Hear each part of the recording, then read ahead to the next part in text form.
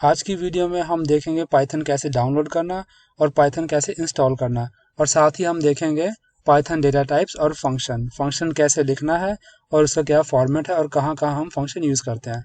तो अगर हमने डेटा टाइप्स और फंक्शन ढंग से सीख लिए तो लगभग स्मॉल से लेके जो मीडियम लेवल की प्रोग्रामिंग है हम पाइथन में कर सकते हैं।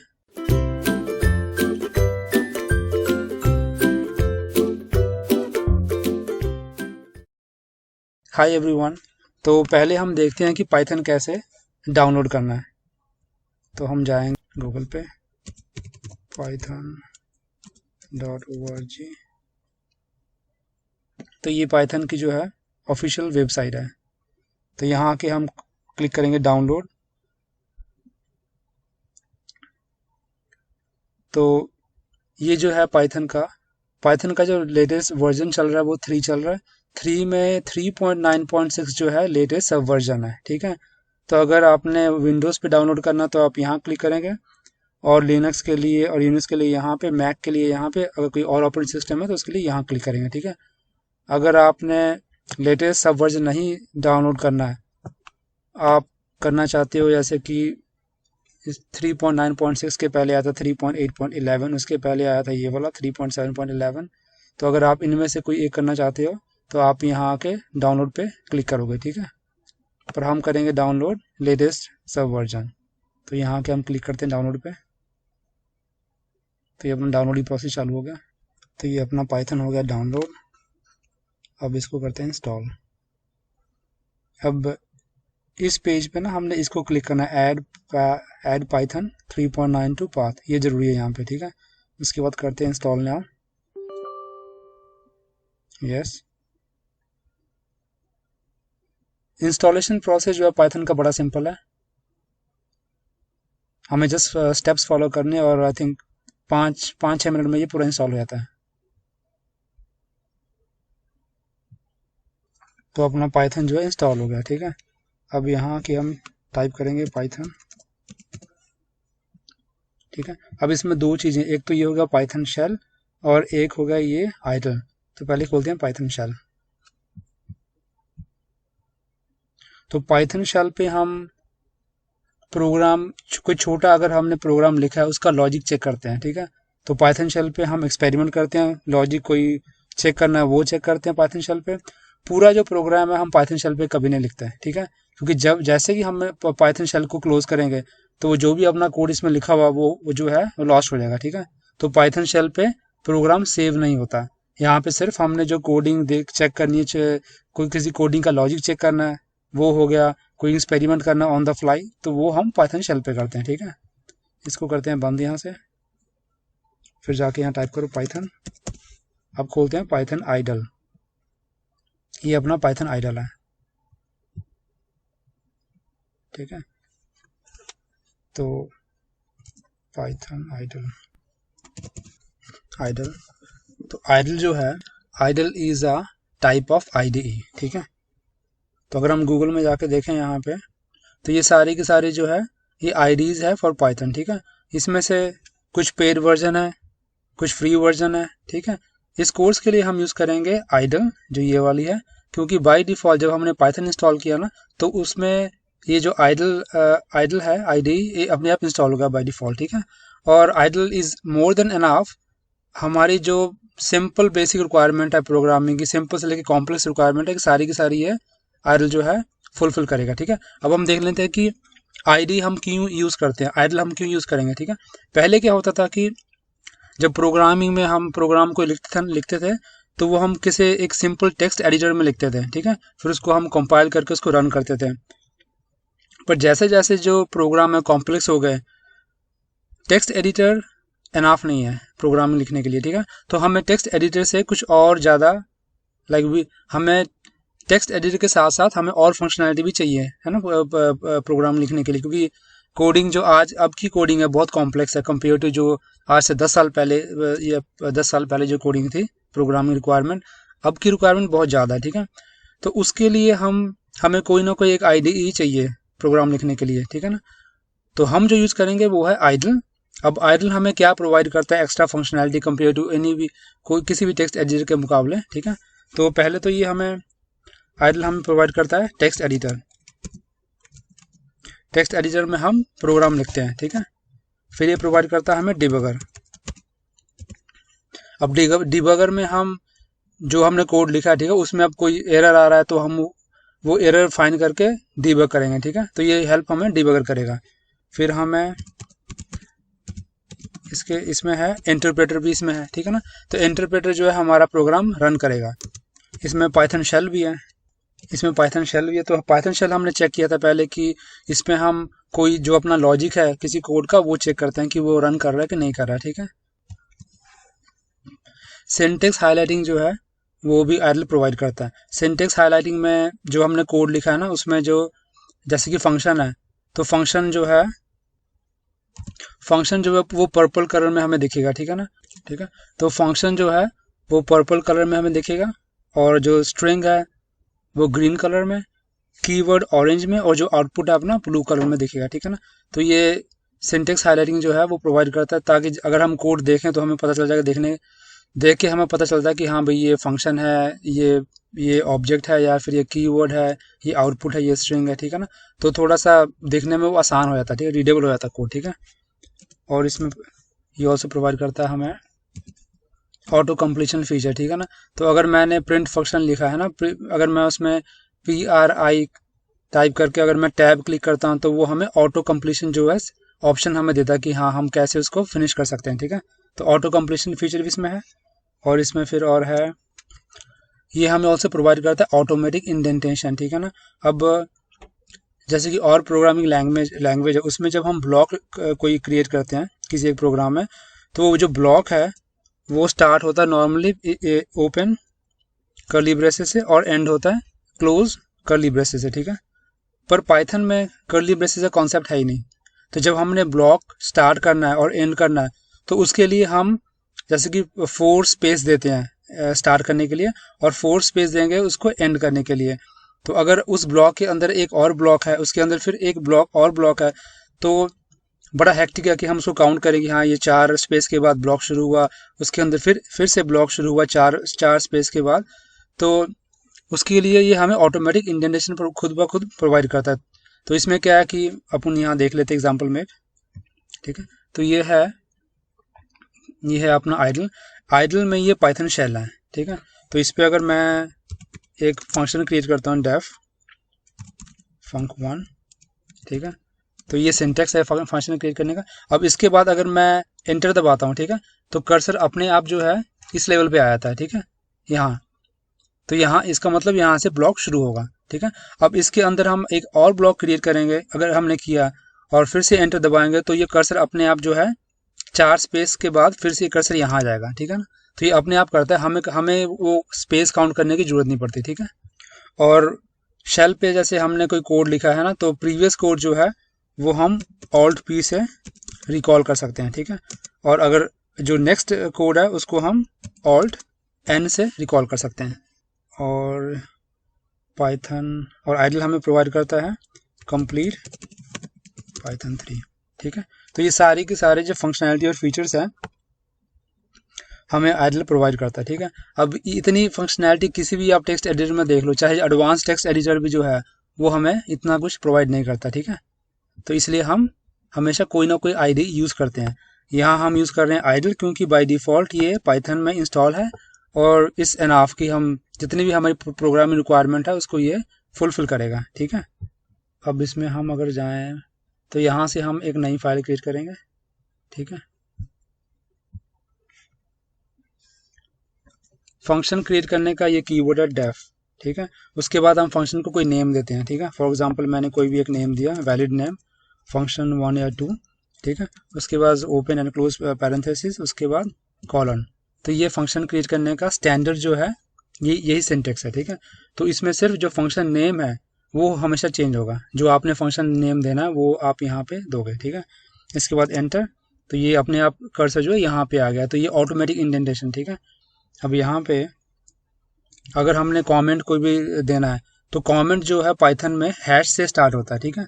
तो यहाँ हम देंगे दिस इज फंक्शन, ठीक है। तो कमेंट हम लाइन के स्टार्टिंग से भी दे सकते हैं कमेंट हम लाइन के एंड पे भी दे सकते हैं। फॉर एग्जांपल अगर मैं यहाँ पे करूँ प्रिंट हेलो, ठीक है, तो ये फंक्शन हो गया। इसके बाद मैं हैश दे के यहाँ भी कमेंट दे सकता हूँ, ठीक है, तो ये 2 कमेंट हो गए। अगर मैंने मल्टी लाइन कमेंट देना है तो उसके लिए या तो सिंगल ट्रिपल कोट या फिर डबल ट्रिपल कोट हम यूज़ कर सकते हैं। तो यहाँ हम यूज़ करेंगे सिंगल ट्रिपल कोट ऐसे करके, ठीक है। अब यहाँ हम कुछ भी लेंगे, this is multi line comments, यहाँ कुछ भी लिख दो आप, ठीक है, और इसको हम क्लोज करेंगे ट्रिपल सिंगल कोट के साथ, ठीक है। तो ये हो गया अपना फंक्शन कंप्लीट। अब यहाँ फंक्शन कॉल भी कर देते हैं, फंक्शन 2 सेव करके यहाँ पे हम फाइल का नाम स्टोर कर देंगे। मैं इसका नाम दूँ program1.py। पाइथन की हम जब फाइल सेव करेंगे तो .py एक्सटेंशन से सेव करते हैं, ठीक है। रन पे आके हम इसको रन कर सकते हैं या फिर F5 आप F5 भी क्लिक कर सकते हो, रन मॉड्यूल, ठीक है। तो ये अपना आउटपुट आ गया फंक्शन का, ठीक है ना। डेटा टाइप हमने जो डिस्कस करना, उसके पहले हम देखते हैं आइडेंटिफायर्स इन पाइथन, ठीक है। कोई भी जो हम नाम यूज़ करते हैं पाइथन में, या चाहे वो फंक्शन नेम हो, चाहे वो मेथड नेम हो, चाहे वो ऑब्जेक्ट नेम हो, क्लास नेम हो या वेरिएबल नेम हो, सारे के सारे आइडेंटिफायर में आते हैं, ठीक है। अब ये जो हम नाम यूज़ करेंगे किसी के लिए भी, इसका एक सिंटेक्स है। पहले हम देखते हैं वेरिएबल नेम का, ठीक है। वेरिएबल नेम हम क्यों यूज़ करते हैं?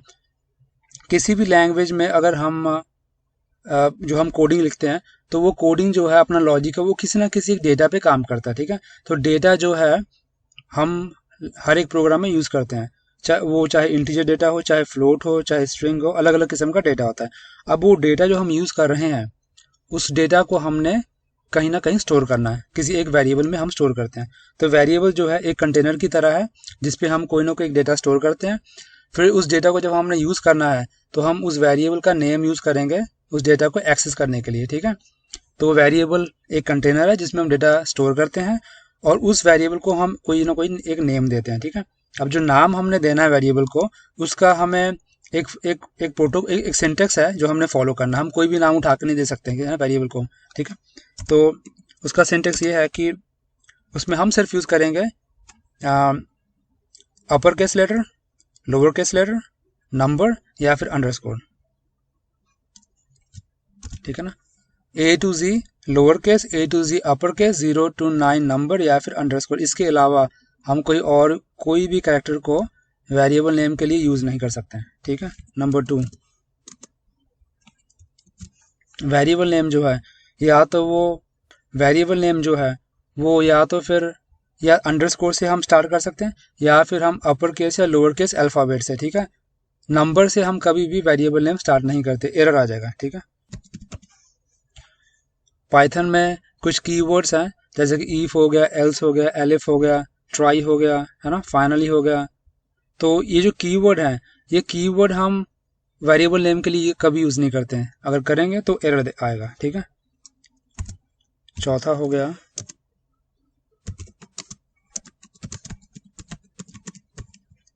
पाइथन जो है केस सेंसिटिव है। तो अगर हम वेरिएबल नेम यूज़ करेंगे ए या फिर अगर हम करें कैपिटल ए, तो ये 2 डिफरेंट वेरिएबल नेम है, सेम नहीं है, ठीक है। तो केस सेंसिटिव है। अब इसको हम चेक कर लेंगे आइडल में। तो ये आइडल में ये अपना पाइथन शेल है, यहाँ जो हम काम कर रहे हैं, ठीक है। तो यहाँ तो वेरिएबल नेम हम स्टार्ट कर सकते हैं स्मॉल या कैपिटल अल्फ़ाबेट से या फिर अंडरस्कोर से, ठीक है। फॉर एग्जांपल हमने नाम दिया फर्स्ट नेम, ठीक है। इसमें हम स्टोर करेंगे डेटा जॉन, तो ये वैलिड है, ठीक है। ये इसका आंसर आ गया फर्स्ट नेम, ठीक है। और इसको हम अंडरस्कोर से भी स्टार्ट कर सकते हैं वेरिएबल को, first name is equal to Ed, ठीक है। तो अंडरस्कोर से हम स्टार्ट कर सकते हैं या फिर किसी एक अल्फ़ाबेट से, चाहे वो लोअर केस हो चाहे अपर केस हो, ठीक है ना। अब इसमें हम ट्राई करते हैं नंबर से स्टार्ट करने की वेरिएबल, देखते हैं क्या होता है। फर्स्ट इसमें कुछ सैम, ठीक है, तो एरर आ गया। तो नंबर से हम कभी भी वेरिएबल नेम स्टार्ट नहीं कर सकते और ना ही हम इसमें कोई एक स्पेशल कैरेक्टर यूज़ कर सकते हैं वेरिएबल में। फॉर एग्जांपल अगर मैं करूँ फर्स्ट और डॉलर, है ना, यहाँ कोई भी नाम जॉन, एरर आ गया, ठीक है, तो डॉलर हम यूज़ नहीं कर सकते हैं, ठीक है। अंडरस्कोर इन पाइथन, अब जो अंडरस्कोर है इसका पाइथन में, इसमें पाइथन में इसकी काफ़ी फंक्शनैलिटी है, तो वो एक बार चेक कर लेते हैं कि अंडरस्कोर हम कहाँ कहाँ यूज़ कर सकते हैं। तो एक तो अगर हम कोई कैलकुलेट करते हैं, कोई एक्सप्रेशन है हमारा, ठीक है, फॉर एग्जांपल ऐसा कोई नंबर है, ठीक है, इसको हमने, इस नंबर को हमने दोबारा फिर से एक्सेस करना है, तो उसके लिए हम सिर्फ यहाँ पे, मैं यहाँ पे सिर्फ अंडरस्कोर क्लिक करके, अंडरस्कोर टाइप करके मैंने एंटर किया, ठीक है। तो जो भी हमारा कोई लास्ट जो एक्सप्रेशन है उसका जो आंसर है उसको अगर हमने एक्सेस करना है तो अंडरस्कोर से कर सकते हैं, ठीक है। अब यहाँ पे मैंने इस नंबर को मैंने एक्सेस करके उसमें मल्टीप्लाई करना है या कोई कैलकुलेशन करना है, तो मैं अंडरस्कोर करूँगा, ठीक है। अब यहाँ पे मैं मल्टीप्लाई बाय 100, ठीक है, तो अपना ये आंसर आ गया।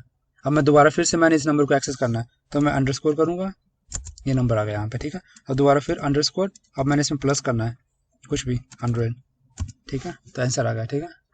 तो अंडरस्कोर जो है हमारा जो लास्ट एक्सप्रेशन है उसके रिजल्ट को एक्सेस कर, उसके रिजल्ट को एक्सेस करने के लिए हम अंडरस्कोर यूज़ कर सकते हैं।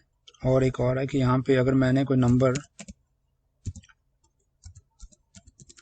कुछ ऐसा नंबर मैंने है स्टोर किया अब इसको मैं ऐसे भी स्टोर कर सकता हूँ 100, कॉमा, जैसे कि हम कॉमा देते हैं ना कि 100 के बाद कॉमा दिया, फिर 2 नंबर डाले, फिर कॉमा दिया, है ना, तो उसकी जगह हम अंडरस्कोर ऐसा यूज़ कर सकते हैं, जैसे कि मैंने यहाँ यूज़ किया, ठीक है, फिर 00, फिर अंडरस्कोर 00, फिर अंडरस्कोर, ठीक है। तो ये अपने रीडेबल पर्पज़ के लिए ये दिखने में थोड़ा अच्छा लगता है, ठीक है ना, इस तरीके से, ठीक है।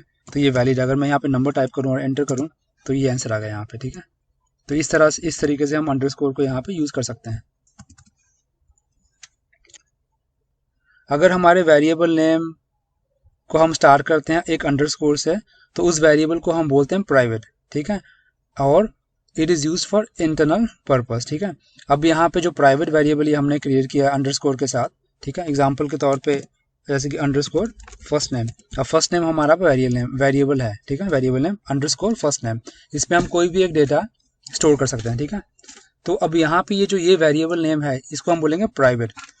प्राइवेट इन द सेंस कि ये एक तरीके से एक जेंटलमैन अग्रीमेंट है कि मैं रिक्वेस्ट कर रहा हूँ किसी प्रोग्रामर को जो मेरे प्रोग्राम पे काम कर रहा है कि भाई इस वेरिएबल को आपने टच नहीं करना, ठीक है, इसमें जो डेटा मैंने स्टोर किया वो काफ़ी कीमती डेटा है, उसको आप चेंज मत करो, ठीक है। ये रिक्वेस्ट है सिर्फ, वो चाहे तो ये इस डेटा को चेंज कर सकता है, ठीक है ना।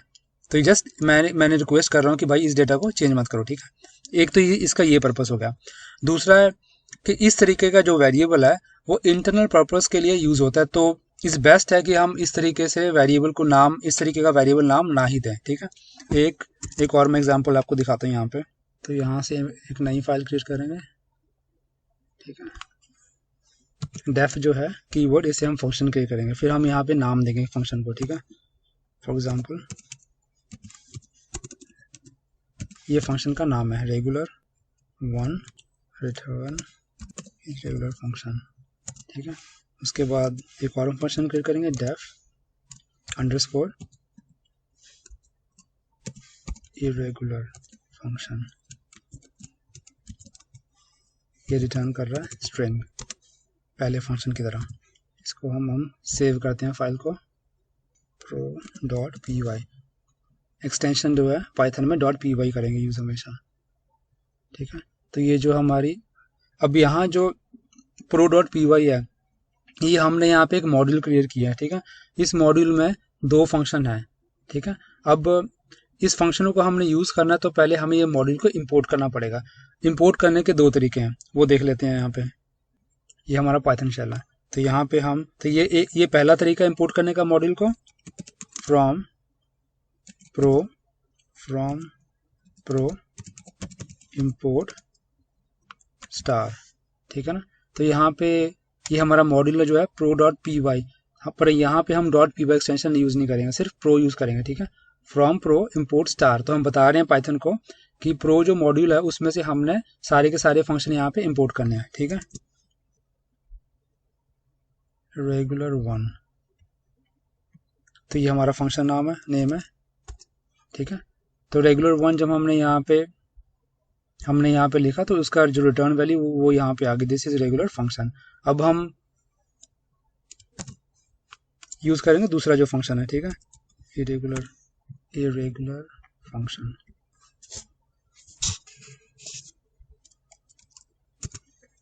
ठीक है, अब ये यहाँ पे एरर दे रहा है कि इरेगुलर फंक्शन तो है ही, डिफाइन ही नहीं है उस फाइल में, है ना, मॉड्यूल में।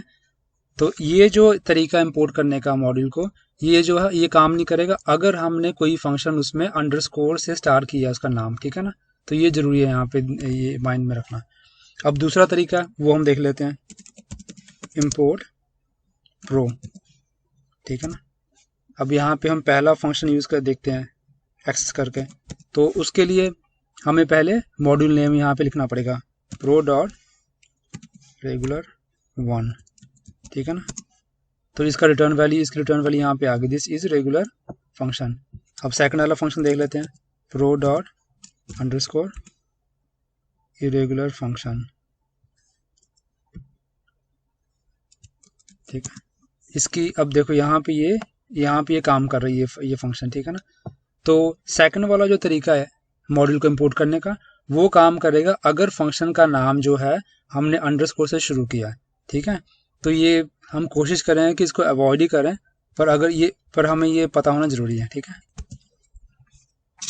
अब अगर तो वेरिएबल का नाम स्टार्ट होता है 2 अंडरस्कोर से, ठीक है ना, एक अंडरस्कोर तो हमने यहाँ पे चेक कर लिया, ये वाला है ना।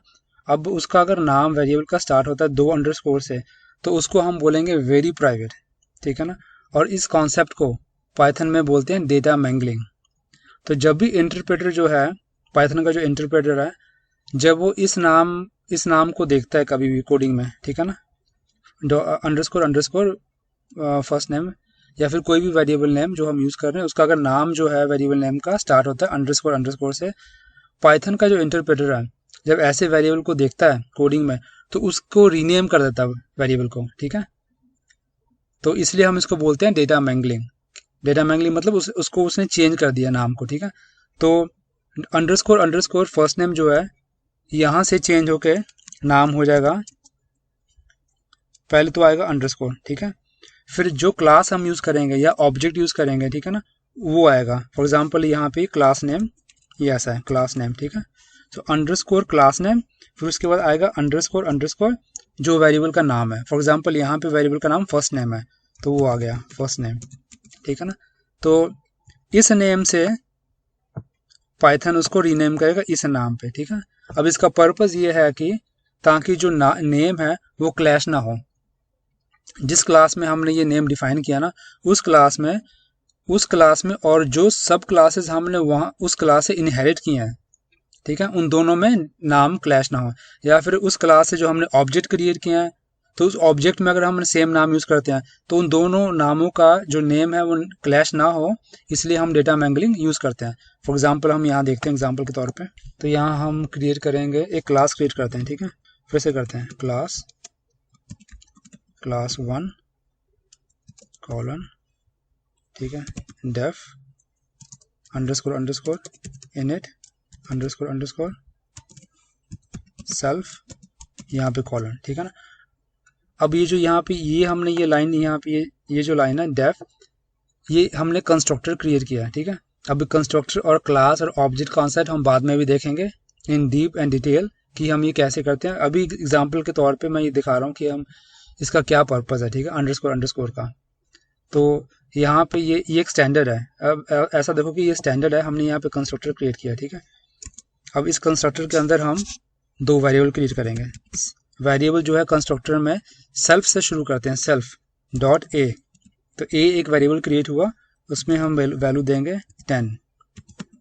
एक और हम करेंगे क्रिएट वेरिएबल, उसको हम अंडरस्कोर बी, तो बी जो है स्टार्ट हो रहा है अंडरस्कोर से, उसको वैल्यू देंगे 20, ठीक है। अब ये हमारी क्लास यहाँ पे खत्म। अब इस क्लास से हम एक ऑब्जेक्ट क्रिएट करेंगे, ठीक है, obj1 क्लास 1 इस तरीके से, ठीक है। अब ऑब्जेक्ट 1 से हम एक्सेस करेंगे ये वेरिएबल ए, फिर करेंगे हम वेरिएबल बी। तो यहाँ पे हमने ऑब्जेक्ट 1 क्रिएट किया, ठीक है। अब ऑब्जेक्ट 1 से हम वेरिएबल ए एक्सेस करेंगे, फिर ये अंडरस्कोर अंडरस्कोर वेरिएबल बी, देखते हैं ये एक्सेस करता है कि नहीं। तो ऑब्जेक्ट 1 डॉट ए, तो इसकी वैल्यू आएगी 10, ठीक है। अब करते हैं object 1 dot underscore underscore b, ठीक है। तो यहाँ पे एरर दिखा रहा है, ठीक है। तो अंडरस्कोर अंडरस्कोर बी हम एक्सेस नहीं कर सकते ऑब्जेक्ट से, ठीक है। तो इसको एक्सेस करना है तो जो रीनेम इसका किया है पाइथन ने, वो रीनेम हमें यूज करना पड़ेगा, ठीक है। वो रीनेम क्या है, पहले तो object dot underscore class name, ठीक है ना। क्लास नेम क्या है, क्लास 1, फिर अंडरस्कोर अंडरस्कोर वेरिएबल नेम, तो अंडरस्कोर अंडरस्कोर बी, ठीक है। अब देखते हैं, ठीक है। तो यहाँ पे ये अब 20 दिखा रहा है, तो अब ये वैल्यू को एक्सेस कर रहा है ऑब्जेक्ट, ठीक है। अब इस ऑब्जेक्ट के अंदर अगर हम वैल्यू क्रिएट करें, ऑब्जेक्ट 1 जो हमारा हमने क्रिएट किया यहाँ पे, इसमें हम एक वेरिएबल क्रिएट करते हैं, सी उसका नाम है, ठीक है। उसमें वैल्यू देंगे 30, और एक और वेरिएबल क्रिएट करेंगे object 1 dot d, sorry object 1 dot underscore underscore b, ठीक है। उसको वैल्यू देंगे हम 40, इस तरीके से, ठीक है। अब देखते हैं कि सी की वैल्यू क्या आती है अगर हम दोबारा इसको एक्सेस करते हैं। तो ऑब्जेक्ट 1 डॉट सी 30, ठीक है। Object 1 dot underscore underscore b, ठीक है। तो object 1 dot underscore underscore b की वैल्यू दिखा रहा है ये 40, ठीक है ना। ये जो ऑब्जेक्ट, ये जो अंडरस्कोर अंडरस्कोर बी हमने क्लास में क्रिएट किया, इसको एक्सेस नहीं कर रहा है ये ऑब्जेक्ट। इसको हमने अगर एक्सेस करना है तो इसका जो नया रीनेम यूज कर पाइथन ने किया है, न्यू वैल्यू ना वेरिएबल नेम, उसको एक्सेस करना पड़ेगा। वो हम ऐसे करेंगे object 1 dot underscore class name class 1, ठीक है, अंडरस्कोर अंडरस्कोर बी, ठीक है। तो यहाँ पे जो है ऑब्जेक्ट के अंदर जो वेरिएबल हमने क्रिएट किया है वो एक्सेस हो रहा है, और क्लास के अंदर जो वेरिएबल हमने क्रिएट किया अंडरस्कोर अंडरस्कोर बी, उसको हमने एक्सेस करना है। तो जो नया वेरिएबल नेम है वो हमें देना पड़ेगा यहाँ पे, ठीक है। उसका क्या सिंटेक्स है, अंडरस्कोर क्लास नेम और अंडरस्कोर अंडरस्कोर वेरिएबल नेम, ठीक है। अब अगर वेरिएबल नेम के एंड में हम अंडरस्कोर यूज करते हैं, ठीक है ना, उसका क्या पर्पज है वो हम देख लेते हैं। फर्स्ट नेम, इस तरीके से फर्स्ट नेम अंडरस्कोर, ठीक है। अब पाइथन में जो कीवर्ड है, अब उस कीवर्ड के नाम का हम कोई भी एक वेरिएबल नहीं क्रिएट कर सकते, ठीक है ना। पर अगर आपने करना ही है, फॉर एग्जांपल क्लास एक कीवर्ड है, ठीक है, और आपको कहा गया कि भाई क्लास नेम का ही कीवर्ड यूज आपने अपने वेरिएबल नेम यूज करना है, तो उसको यूज करने के लिए उस क्लास नेम के एंड में जो भी कीवर्ड आप यूज कर रहे हो वेरिएबल नेम देने के लिए, उस कीवर्ड के एंड में आप एक अंडरस्कोर ऐड कर सकते हो। फॉर एग्जांपल यहाँ पे हम एग्जांपल देख लेते हैं। तो अगर मैंने क्लास यूज करना है एज ए वेरिएबल नेम, अब क्लास कीवर्ड है, ठीक है, तो अगर मैं ऐसे करूँ क्लास, हाँ वेरिएबल, उसमें मैं 10 डेटा सेव करूँ तो एरर आएगा ये, ठीक है ना। क्यों, क्योंकि क्लास जो है एक कीवर्ड है। पर अगर मैं क्लास को लिख के उसके एंड में एक अंडरस्कोर डालता हूँ इस तरीके से, तो ये वेरिएबल नेम हम यूज कर सकते हैं, ठीक है। इसके अंदर 10 डालेंगे इस तरीके से, ठीक है। तो ये जो है वैल्यू 10 दे रहा है, ठीक है। और अगर हम, ठीक है, तो अगर हम वेरिएबल के स्टार्टिंग में, वेरिएबल नेम के स्टार्टिंग में 2 अंडरस्कोर दें और उसके एंड में 2 अंडरस्कोर दें, ठीक है ना, तो उसको बोलते हैं मैजिक मेथड, ठीक है ना। ऑपरेटर ओवरलोडिंग के लिए भी उसको यूज करते हैं। अब ऑपरेटर ओवरलोडिंग हम बाद में देखेंगे भी है क्या, ठीक है। और उस तरीके के नेम जो है वो लैंग्वेज स्पेसिफिक है, ठीक है ना। तो पाइथन जब क्रिएट हुई थी तब ऐसे जो नेम है वो उस पाइथन ने क्रिएट किए थे। तो दोज नेम्स जो है वो लैंग्वेज स्पेसिफिक है, ठीक है। दोबारा देख लेते हैं। क्लास कीवर्ड है, क्लास 1 या क्लास 2 जो है क्लास नेम है, ठीक है। डेफ फंक्शन नेम के लिए यूज करेंगे, underscore underscore init underscore underscore self, ठीक है। अभी इस लाइन पे जो हमने ये इनिट है, इसके आगे 2 अंडरस्कोर है और इसके एंड में 2 अंडरस्कोर है, ठीक है। तो ये लैंग्वेज स्पेसिफिक है, तो ये हम यूज करेंगे जब हमने कंस्ट्रक्टर क्रिएट करना है, ठीक है। और ऐसे जो नेम है, चाहे फंक्शन नेम है चाहे वेरिएबल नेम है, उसको बोलते हैं मैजिक मैथ। ये हम बाद में देखेंगे कि जब ऑपरेटर ओवरलोडिंग हमने यूज़ करना है तो वहाँ पे ये कॉन्सेप्ट हम यूज़ करेंगे, अंडरस्कोर नाम के आगे वेरिएबल नेम के, और वेरिएबल नेम के बाद में भी अंडरस्कोर। ठीक है। अब जब हम वेरिएबल नेम देंगे ना तो इंपॉर्टेंट है कि वो वेरिएबल नेम हम थोड़ा डिस्क्रिप्टिव नेम दें। ठीक है ना। फॉर एग्जांपल अब अगर मैंने ए दिया, अब ए वेरिएबल नेम भी वैलिड है। ठीक है। अब इसमें मैं सेव करूं जॉन, ठीक है ना, तो वेरिएबल नेम ये देख के हमें ये पता नहीं चला है कि इसमें कौन सी वैल्यू सेव है।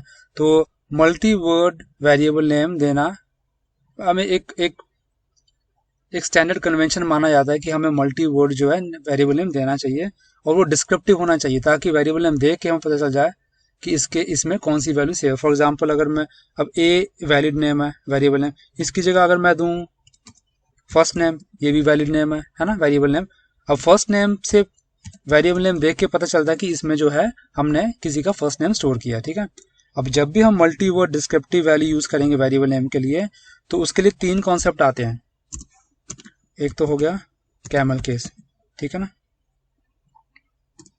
तो camel case, using camel case हम वेरिएबल नेम यूज कर सकते हैं। तो कैमल केस में क्या होता है कि वो जो वेरिएबल नेम हम मल्टी वर्ड यूज कर रहे हैं, पहले वर्ड में सारे लोअर केस लेटर, और जो सेकंड वर्ड है उसका जो पहला लेटर है वो कैपिटल होगा। फॉर एग्जांपल ये ऐसे फर्स्ट नेम, ठीक है ना। तो फर्स्ट में सारे लोअर है, जो सेकंड वर्ड है नेम उसमें जो पहला लेटर है वो कैपिटल है। ठीक है ना। तो ये हो गया कैमल केस। फिर आ गया एक पैस्कल केस। ठीक है। पैस्कल में क्या होता है कि पहले वर्ड का पहला लेटर और सेकंड वर्ड का पहला लेटर ये कैपिटल होगा। फॉर एग्जांपल यहाँ पे ये एफ कैपिटल है और एन कैपिटल है। ठीक है। अब तीसरा जो हो गया वो हो गया स्नेक केस। स्नेक केस में क्या होता है कि फर्स्ट हम अंडरस्कोर यूज करते हैं 2 वर्ड के बीच में। ठीक है। फर्स्ट नेम इस तरीके से। ठीक है। अब ये जो है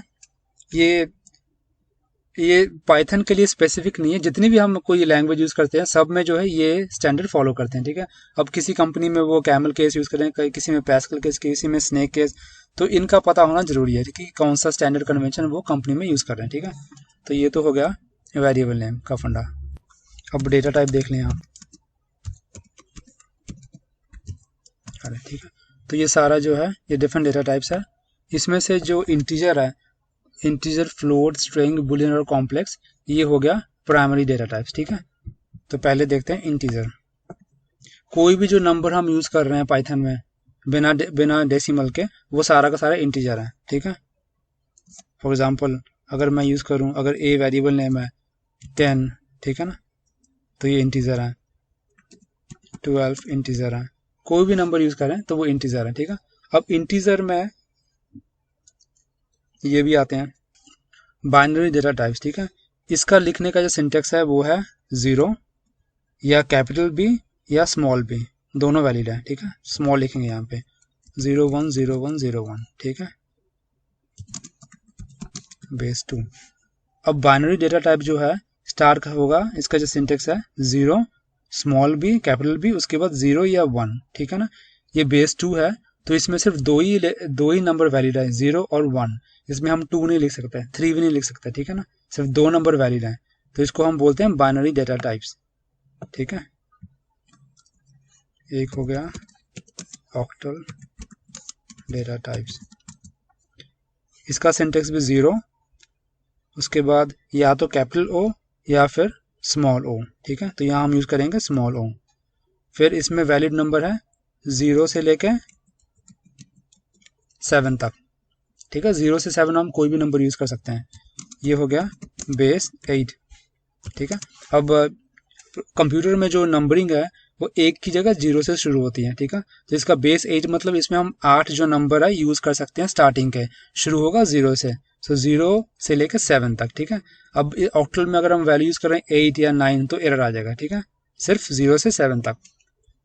तीसरा जो है वो है हेक्साडेसिमल डेटा टाइप। तो स्टार्टिंग होगा 0 या तो स्मॉल x या capital X। Small x use करेंगे 0 से लेके 9, उसके बाद अल्फाबेट A से लेके F तक कोई भी हम यूज कर सकते हैं। ठीक है। तो 0 से लेके कोई भी नंबर, उसके बाद A से लेके ABCD कुछ भी हम यूज़ कर सकते हैं अप टू F, ठीक है। और ये जो लेटर है A से लेके F तक, ये या तो स्मॉल हो सकते हैं या कैपिटल, ठीक है ना, दोनों चलते हैं। और इसका बेस है 16 मतलब इसमें हम 16 जो डिजिट है या नंबर वो यूज़ कर सकते हैं मैक्सिमम, ठीक है। 3 फंक्शन है, ऑक्ट, बाइन और हेक्स। तो अब कोई भी एक जो डेटा टाइप है, चाहे वो बाइनरी है, उसको अगर हमने कन्वर्ट करना है ऑक्टल में तो उसके लिए ऑक्ट फंक्शन यूज करेंगे। अगर बाइनरी से हम हेक्सा में कन्वर्ट करना है तो हेक्स फंक्शन यूज करेंगे, ठीक है। तो इन तीनों में हम किसी भी एक टाइप से दूसरे टाइप पे हम चेंज कर सकते हैं, ठीक है ना। एग्जाम्पल देख लेते हैं, 0 स्मॉल b 0101, ठीक है। तो ये बाइनरी है, इसमें हम सिर्फ यूज करेंगे 0 या 1, ठीक है। और इसकी जो डेसिमल वैल्यू है वो है 21, ठीक है। तो जब हम कोई भी यूज़ करेंगे, चाहे बाइनरी हो, चाहे हेक्साडेसिमल हो, चाहे ऑक्टल हो, तो उसका जो रिजल्ट आउटपुट आएगा वो डेसिमल में आएगा हमेशा, ठीक है। अब यहाँ पे अगर मैं करूँ 0B 0101, अगर यहाँ पे टाइप करूँ 2, ठीक है ना, तो ये एरर आ जाएगा, digit 2 in binary is not, ये अलाउड नहीं है, ठीक है। अब देखते हैं ऑक्टल 0 O 1 2 3 4 5 6 कुछ भी, ठीक है।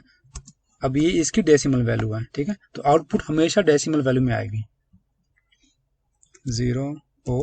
अब यहाँ यूज करेंगे 8, देखते हैं क्या होता है, ठीक है। तो एरर आ गया, तो यहाँ पे 8 नंबर हम यूज नहीं कर सकते हैं, ठीक है।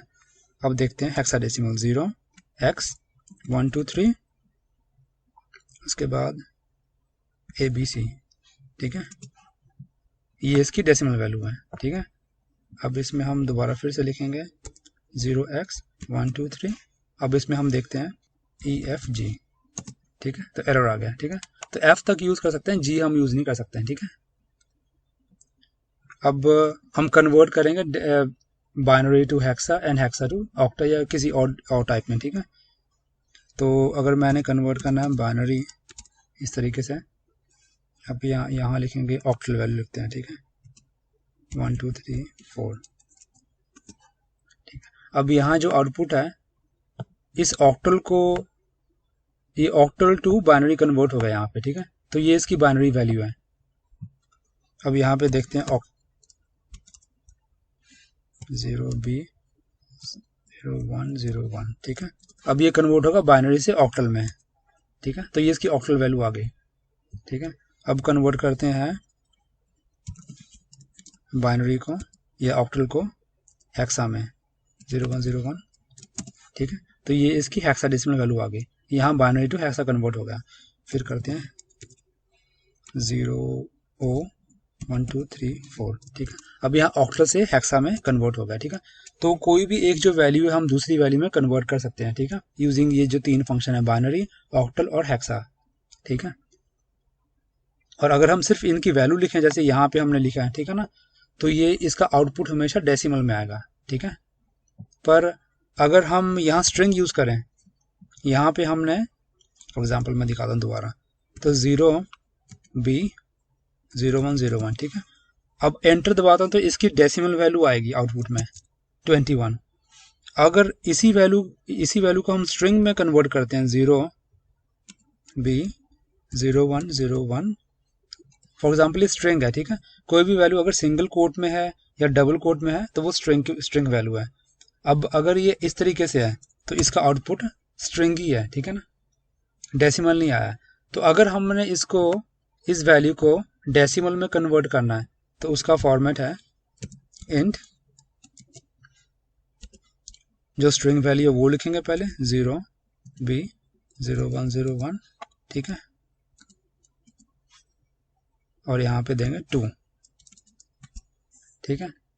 तो इंट फंक्शन है, कोई भी जो स्ट्रिंग वैल्यू है उसको लिखेंगे, कॉमा जो उसका बेस है वो लिखेंगे, ठीक है। जैसे कि ये बाइनरी, इसका बेस 2 है, ठीक है। फिर हम करेंगे इंट स्ट्रिंग 0 ऑक्टल 1 2 3 4 कॉमा 8, क्योंकि ऑक्टल की जो है बेस जो है वैल्यू 8 है, ठीक है। तो इस वैल्यू की जो है ऑक्टल वैल्यू जो डेसिमल में ये है, ठीक है।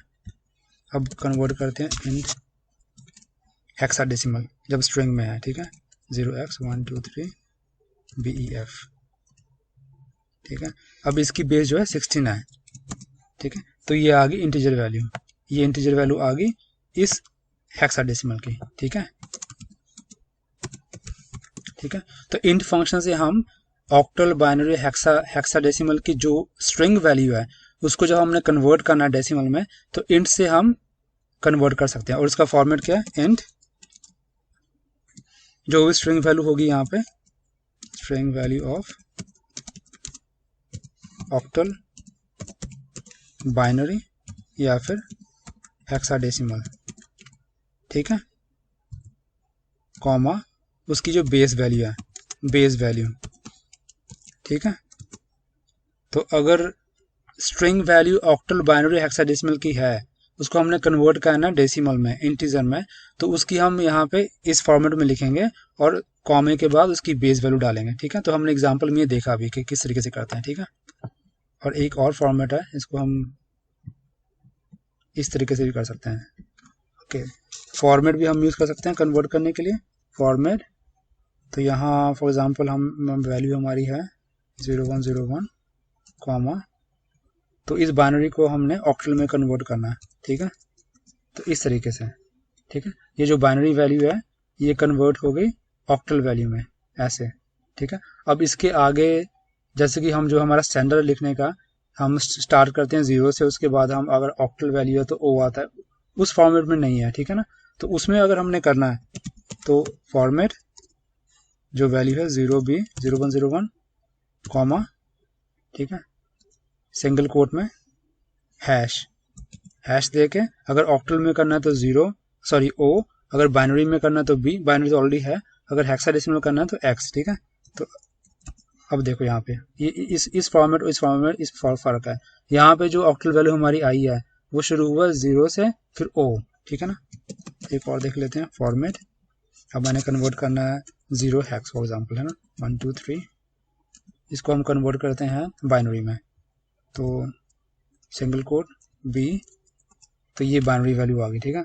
अब मैंने इसको कन्वर्ट करना है सेम वैल्यू, पर मैंने फॉर्मेट चेंज करना है, यहाँ पे हैश दे दिया, B दे दिया, ठीक है। अब इसमें फ़र्क देखो क्या, ये सिंपल 001 है और यहाँ पे ये स्टार्ट हुआ 0B, जो फॉर्मेट हमने पहले देखा था, ठीक है। तो इस तरीके से भी हम चेंज कर सकते हैं। अब पाइथन में ये समझना जरूरी है कि हर एक डेटा टाइप, हर एक चीज पाइथन में ऑब्जेक्ट है, एवरीथिंग इज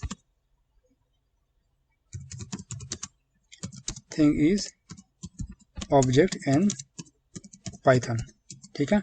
तो अगर इंटीजर डेटा यूज कर रहा हूँ, ठीक है, फॉर एग्जांपल ये मेरा वेरिएबल है, वेरिएबल नेम, इसमें मैं 10 स्टोर कर रहा हूँ, ठीक है।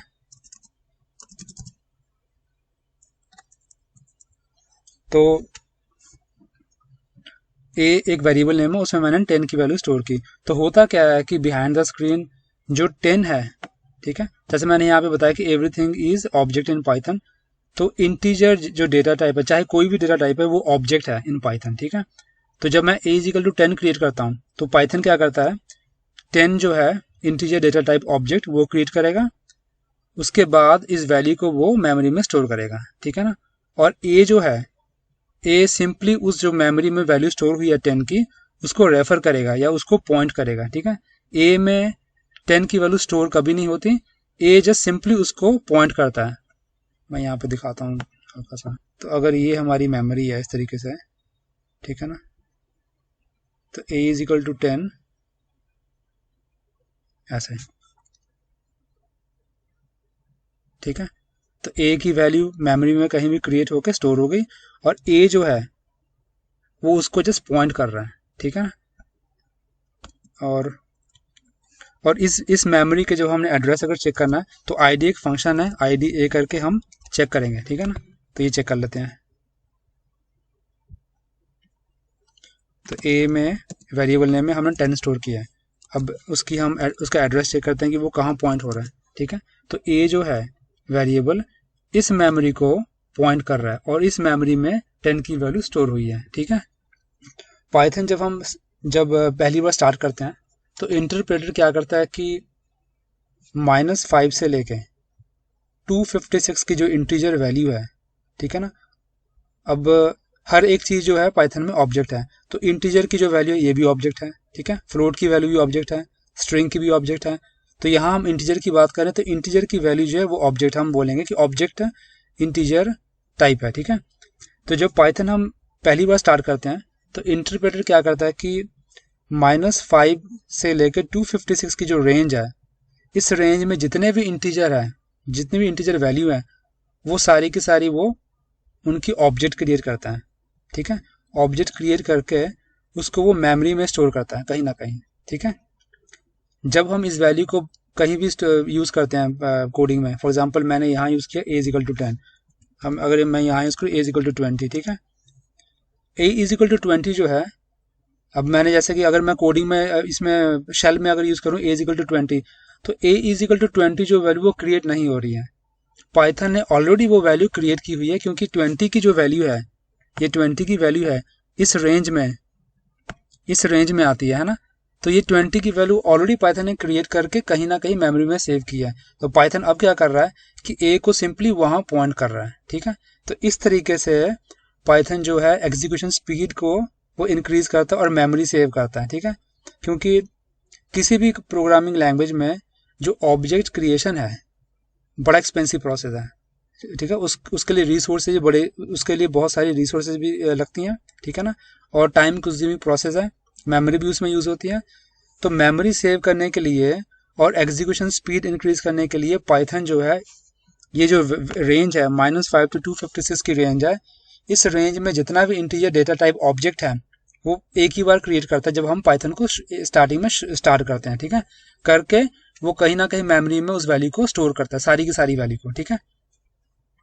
अब क्वेश्चन ये आता है कि -5 से 256 की वैल्यू को ही क्यों करता है, ठीक है ना।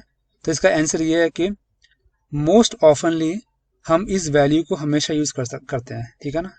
-5 से 256 की वैल्यू लगभग हम हमेशा ही यूज़ करते हैं, इसलिए इस वैल्यू का जो इंटीजर डेटा टाइप ऑब्जेक्ट है वो पाइथन शुरू में ही क्रिएट करके मेमोरी में सेव कर देता है। क्यों? ताकि वो एग्जीक्यूशन स्पीड को इंक्रीज कर सके, ठीक है। अब क्वेश्चन आता है कि -5 से 256 के लिए तो किया है, अगर इसको ये -1 मिलियन से लेके +1 मिलियन की वैल्यू अगर क्रिएट कर दे तो भी तो फ़ायदा है। फिर हम कोई भी वैल्यू यूज़ कर, अगर हमने करनी है तो वो ऑलरेडी मेमोरी में है ना। पर वो पाइथन ऐसा नहीं कर सकता, क्योंकि मैंने जैसे बताया कि ऑब्जेक्ट क्रिएशन जो है बड़ा एक्सपेंसिव प्रोसेस है और उसके लिए टाइम भी लगता है। अगर पाइथन -1 मिलियन से +1 मिलियन की integer data type object create करेगा स्टार्टिंग में, है ना, तो उस इतनी रेंज का जो डेटा क्रिएट करना है इंटीजर डेटा टाइप ऑब्जेक्ट, उसको करने के लिए उसको लगभग 5-6 घंटे लग जाएंगे, ठीक है ना। तो आप सोचिए कि मैंने पाइथन स्टार्ट किया, 5 घंटे के लिए वो शुरू ही नहीं हुआ, 5 घंटे के बाद पाइथन शुरू हो रहा है, ठीक है ना। तो मुझे नहीं लगता कि पाइथन की कोडिंग कोई करेगा, ठीक है ना। तो इसलिए वो इतनी बड़ी रेंज की जगह -5 से 256 की रेंज की जो वैल्यू है उसको ऑब्जेक्ट क्रिएट करके मेमोरी में सेव करता है, ठीक है ना। तो इसका हम एग्जाम्पल देख लेते हैं अभी। तो अगर मैंने a = 10 लिखा, ठीक है, फिर मैंने लिखा b = 10, फिर मैंने लिखा c = 10, ठीक है। अब मैं कह रहा हूँ कि ये जो वैल्यू है ये ऑलरेडी पाइथन ने क्रिएट की है ना, ये क्रिएट करके मेमोरी में एक जगह सेव की हुई है ना। तो जब हमने a = 10 किया, b = 10 किया, c = 10 किया, तो पाइथन मियरली क्या कर रहा है कि a की वैल्यू को वो पॉइंट कर रहा है उस वैल्यू पे जहां उसने स्टोर किया वैल्यू 10 को, फिर b की वैल्यू को वहां पॉइंट कर रहा है, फिर c की वैल्यू को वहां पॉइंट कर रहा है। तो मतलब मेमोरी में कुछ ऐसा आप देखने में मिलेगा। तो मेमोरी में कुछ ऐसा होगा, ये फॉर एग्जांपल हमारी मेमोरी है, ठीक है। तो यहाँ 10 की वैल्यू उसने स्टोर किया है।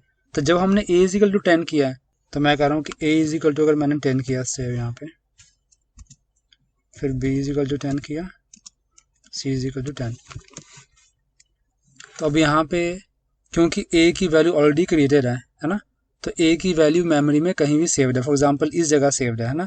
तो पाइथन क्या कर रहा है कि a को वो सिंपली वहाँ पॉइंट कर रहा है, b को भी वहीं पॉइंट कर रहा है, c को भी वहीं पॉइंट कर रहा है। तो मतलब a, b और c जो है इनकी मेमोरी लोकेशन जहाँ पॉइंट कर रहा है सेम होनी चाहिए, है ना।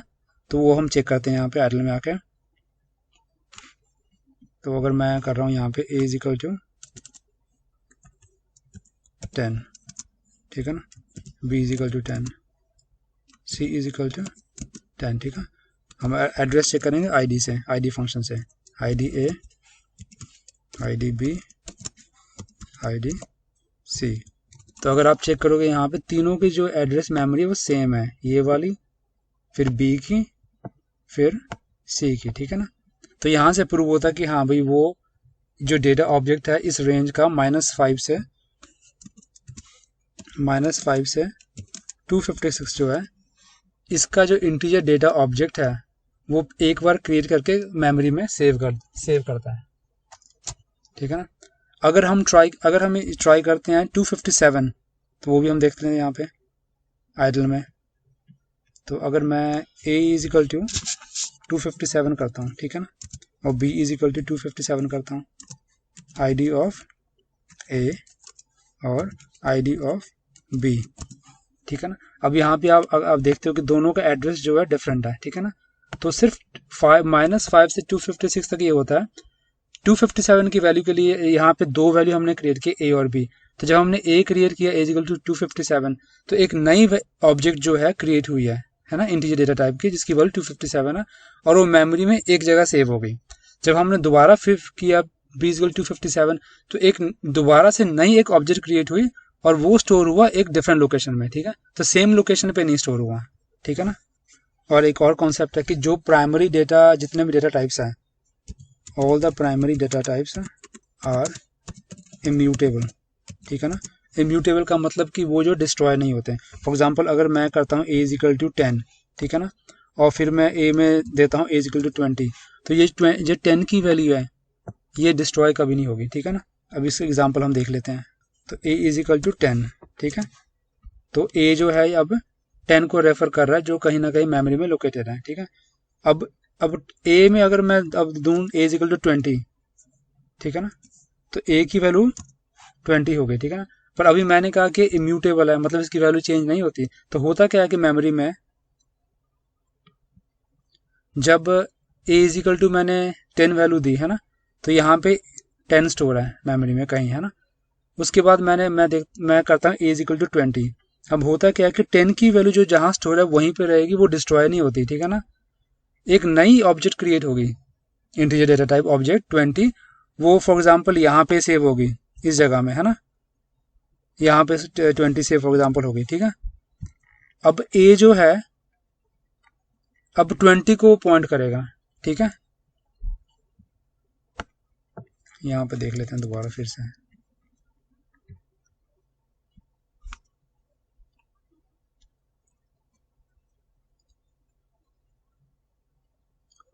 तो पहले हमने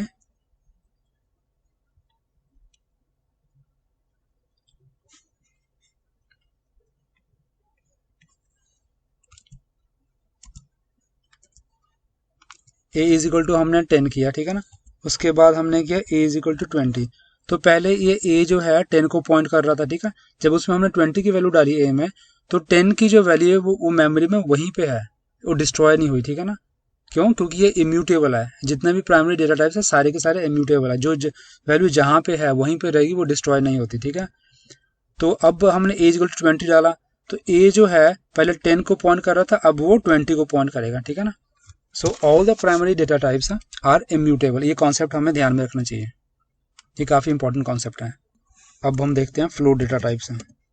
फ्लोट डेटा टाइप, जो डेसिमल वाली वैल्यू है, जैसे 2.3 है, सारी की सारी फ्लोट में आती हैं। फॉर एग्जांपल a हमारा वेरिएबल नेम है, जिसमें मैंने वैल्यू स्टोर की 2.3, या कोई भी वैल्यू, जितनी भी हम पॉइंट वाली वैल्यू सेव करेंगे वो सारी की सारी फ्लोट है, ठीक है।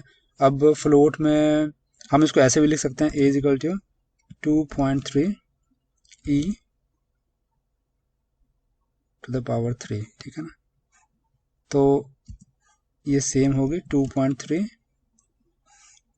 मल्टीप्लाई 10 टू द पावर 3, ठीक है।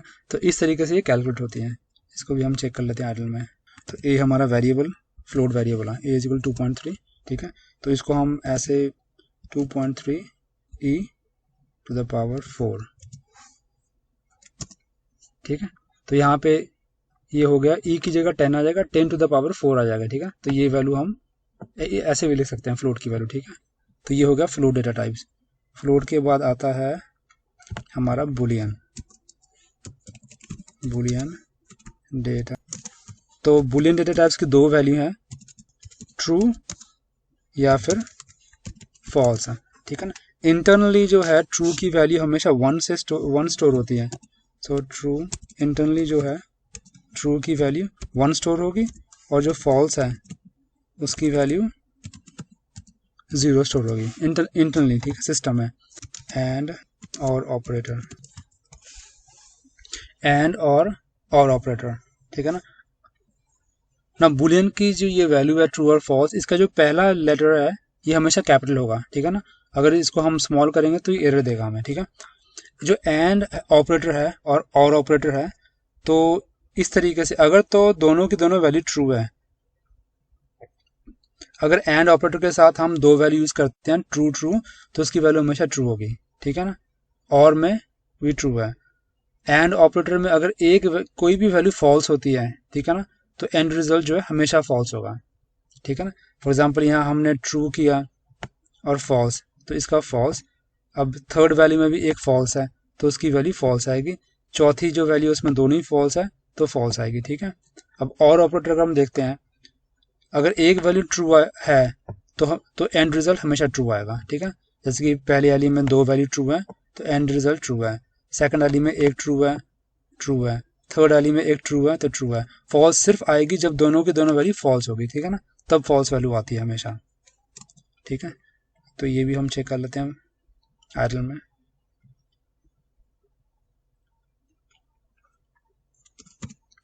ट्रू एंड ट्रू, ठीक है, तो ये ट्रू है। ट्रू और ट्रू, ये भी ट्रू है, ठीक है। ट्रू और फॉल्स, एक फॉल्स अगर आ गया, अगर एंड में एक फॉल्स आ गया तो एंड रिजल्ट हमेशा फॉल्स है, ठीक है। ट्रू और फॉल्स, फॉल्स में और में अगर एक वैल्यू ट्रू आ गई तो एंड रिजल्ट हमेशा ट्रू है, ठीक है।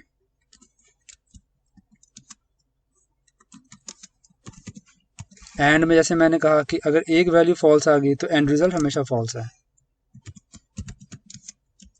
और में अगर एक वैल्यू ट्रू आ गई तो एंड रिजल्ट हमेशा ट्रू है।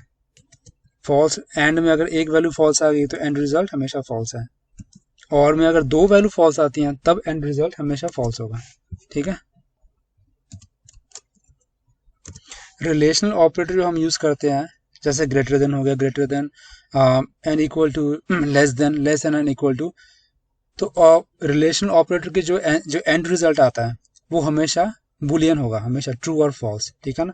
फॉर एग्जांपल अगर मैं करूं 2 इज इक्वल टू 3 या फिर 3 लेस देन 4, ठीक है ना, तो रिलेशनल ऑपरेटर की जो एंड रिजल्ट है हमेशा बुलियन आएगा, ट्रू या फॉल्स, ठीक है। चेक कर लेते हैं। फॉर एग्जांपल 2 तो ग्रेटर देन रिलेशनल ऑपरेटर है is greater than 3, false. 3 less than 4, true. 5 greater than 2, true, ठीक है ना। तो रिलेशनल ऑपरेटर जब हम यूज करेंगे तो उसका एंड रिजल्ट हमेशा बुलियन आएगा, ट्रू या फॉल्स, ठीक है।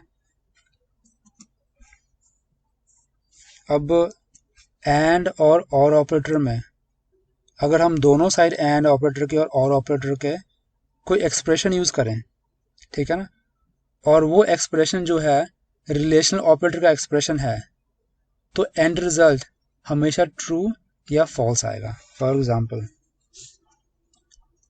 अगर मैं इस तरीके से करूं 2 इज ग्रेटर देन 3, ठीक है, तो ये एक एक्सप्रेशन हो गया 2 ग्रेटर देन 3, रिलेशनल एक्सप्रेशन। फिर मैं करूं एंड, फिर मैं करूं 4 ग्रेटर देन 5, ठीक है। अब एंड के दोनों तरफ एक्सप्रेशन है, रिलेशनल एक्सप्रेशन है, ठीक है ना। तो एंड रिजल्ट जो है हमेशा बुलियन होगा, ट्रू या फॉल्स। अब ये एक्सप्रेशन जो है इस तरीके से कैलकुलेट होगा, पहले तो होगा 2 ग्रेटर देन 3, ठीक है ना, जिसका आंसर फॉल्स आएगा, तो ये आएगा फॉल्स। फिर होगा एंड 4 ग्रेटर देन 5, ये भी फॉल्स है, इस तरीके से, तो फाइनल रिजल्ट आएगा अपना फॉल्स, ठीक है।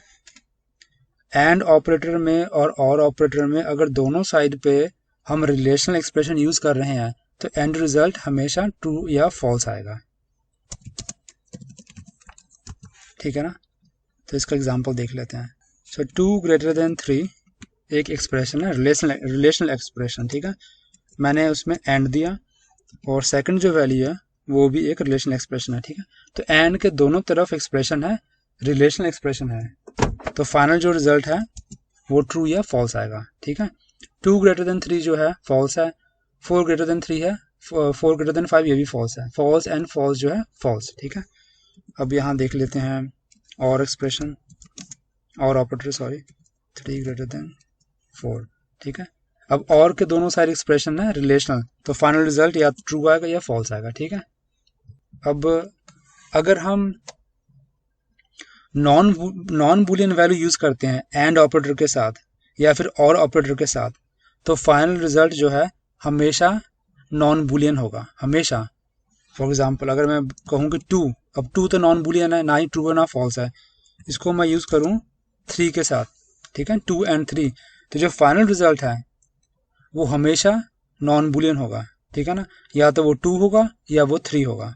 हम देखते हैं कि कैसे होता है, अब किस तरीके से कैलकुलेट होता है। ठीक है, ये हमने पहले भी देखा था, जितने भी जीरो की वैल्यू है वो इंटरनली जो है false, as a false store होगी। ठीक है, और जो नॉन जीरो है 1 2 3 4 हो गया, वो इंटरनली जो है ट्रू की वैल्यू एज अ स्टोर होती है। ठीक है, तो यहाँ पे हमने 2 एंड 3 यूज किया था। ठीक है, तो यहाँ पे वैल्यू आएगी ट्रू एंड ट्रू। ठीक है, एंड ऑपरेटर में अगर पहली वैल्यू ट्रू हो, ठीक है ना, हम 2 एंड 3 कर रहे हैं यहाँ पे। ठीक है, तो 2 की वैल्यू भी स्टोर ट्रू होगी, 3 की वैल्यू जो है स्टोर ट्रू होगी। एंड ऑपरेटर में अगर पहली वैल्यू ट्रू हो, ठीक है, तो रिजल्ट जो है सेकंड वैल्यू होगी। ठीक है, ये इंपॉर्टेंट कॉन्सेप्ट है यहाँ पे। ठीक है, फिर से मैं लिखता हूँ यहाँ पे 2 एंड 3। ठीक है, तो इंटरनली जो है 2 होगा स्टोर एज अ ट्रू, 3 भी स्टोर होगा एज अ ट्रू।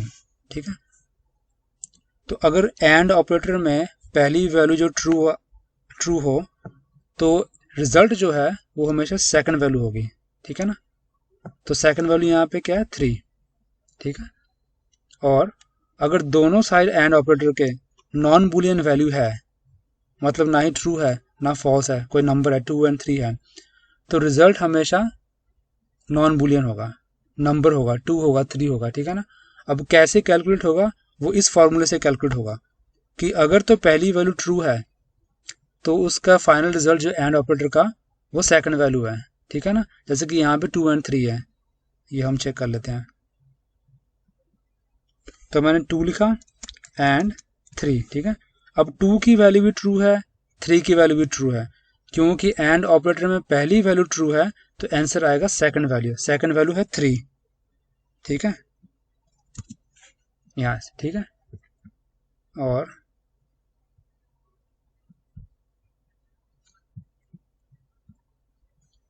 अगर मैं इसको करूं 0 एंड 3, ठीक है, तो यहाँ पे पहली वैल्यू है फॉल्स और सेकंड वैल्यू है ट्रू।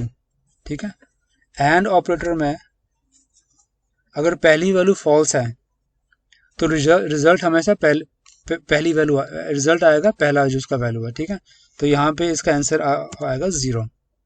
ठीक है, इसको भी मैं यहाँ लिखता हूँ। ठीक है, तो पहली वैल्यू यहाँ पे फॉल्स है तो रिजल्ट हमेशा पहली वैल्यू आएगी। ठीक है, फॉल्स एंड ट्रू, तो रिजल्ट हमेशा फॉल्स आएगा। यहाँ पे फॉल्स की वैल्यू क्या है 0, तो रिजल्ट हमारा 0 आएगा। 0 एंड 3 0। ठीक है ना, ये हम कैलकुलेट कर रहे हैं अगर एंड ऑपरेटर के साथ हम नॉन बुलियन वैल्यू यूज कर रहे हैं। ठीक है, एंड के साथ या और के साथ।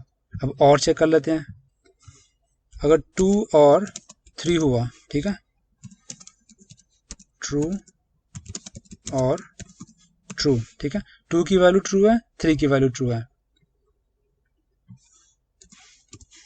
और ऑपरेटर के साथ अगर पहली वैल्यू ट्रू है, ठीक है ना, तो रिजल्ट हमेशा पहली वैल्यू आएगी। तो यहाँ पे रिजल्ट आएगा 2, ठीक है।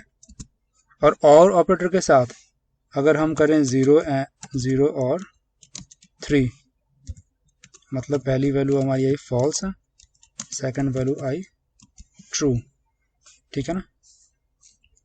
तो और ऑपरेटर में अगर पहली वैल्यू ट्रू आती है, ठीक है ना, तो रिजल्ट हमेशा जो पहली वैल्यू वो है। तो यहाँ पर हमारा पहला जो वैल्यू है वो 2 है। और ऑपरेटर के साथ अगर हम देखें, ये ना ऑन के एंड के जस्ट ऑपोजिट है। यहाँ पे अगर हम चेक करें, अगर और ऑपरेटर में पहली वैल्यू 0 है तो 0 की वैल्यू फॉल्स, यहाँ पे स्टोरी 3 की वैल्यू स्टोरी ट्रू। और ऑपरेटर में अगर पहली वैल्यू फॉल्स है, ठीक है ना, तो रिजल्ट हमेशा सेकंड वैल्यू है, ठीक है। और ऑपरेटर में अगर पहली वैल्यू फॉल्स है तो रिजल्ट हमेशा सेकंड वैल्यू होगा, ठीक है। ये हम चेक कर लेते हैं आर्टिकल में। अब 2 और 3, 2 की वैल्यू ट्रू है, 3 की वैल्यू ट्रू है। और ऑपरेटर में अगर पहली वैल्यू ट्रू है तो रिजल्ट हमेशा होगा पहली वैल्यू 2, ठीक है। 0 और 3, अब यहाँ पे 0 की वैल्यू फॉल्स है, 3 की वैल्यू ट्रू है। और ऑपरेटर में अगर पहली वैल्यू फॉल्स है तो रिजल्ट हमेशा होगा सेकंड वैल्यू 3, ठीक है। तो ये कॉन्सेप्ट आपने याद रखना है, ठीक है। इसके बाद आते हैं हम कॉम्प्लेक्स में। कॉम्प्लेक्स वैल्यू का फॉर्मेट है a प्लस बी जे, ठीक है। उसमें a जो है वो रियल वैल्यू है, b जो है इमेजिनरी है, ठीक है ना। ये हमने कॉलेज में भी किया हुआ है कॉम्प्लेक्स वैल्यू, ठीक है। अब a प्लस बी जे का फॉर्मेट यही रहेगा। फॉर एग्जाम्पल अगर मैं करूँ 2 प्लस 3j, ठीक है ना। j की जगह हम i k l m कुछ नहीं यूज़ कर सकते, j ही यूज़ करना है। और j हमेशा सेकंड वैल्यू के बाद में आएगा। मतलब हम इसको ऐसा नहीं लिख सकते कि हाँ 2 प्लस j3 या फिर 2 प्लस 3j की जगह हम k लिख दें, नहीं, ठीक है। तो j हमेशा बाद में आएगा और j ही यूज़ करेंगे, k l m हम कोई और लेटर हम यूज़ नहीं कर सकते, ठीक है, कॉम्प्लेक्स के लिए। तो ये हो गया कॉम्प्लेक्स। शैल में चेक कर लें अब 2 प्लस 3j, ठीक है। इस तरीके से अगर मैं करूँ 2 प्लस 3k तो एरर आ जाएगा। अगर मैं करूँ 3 प्लस j3 तो भी एरर आ जाएगा, ठीक है ना। So a is equal to 2 plus 3j, ठीक है। अगर मुझे रियल वैल्यू अगर इसकी निकालनी है तो a plus a dot real, ठीक है ना। तो इसकी रियल वैल्यू आ गई। अगर मैंने इमेजिनरी वैल्यू करनी है तो a डॉट इमेज, ठीक है ना। तो कॉम्प्लेक्स की जो है इमेजिनरी वैल्यू आ गई जो कि 3 है, यहाँ पे 2 है, ठीक है। तो कॉम्प्लेक्स में real and imaginary part can be integer.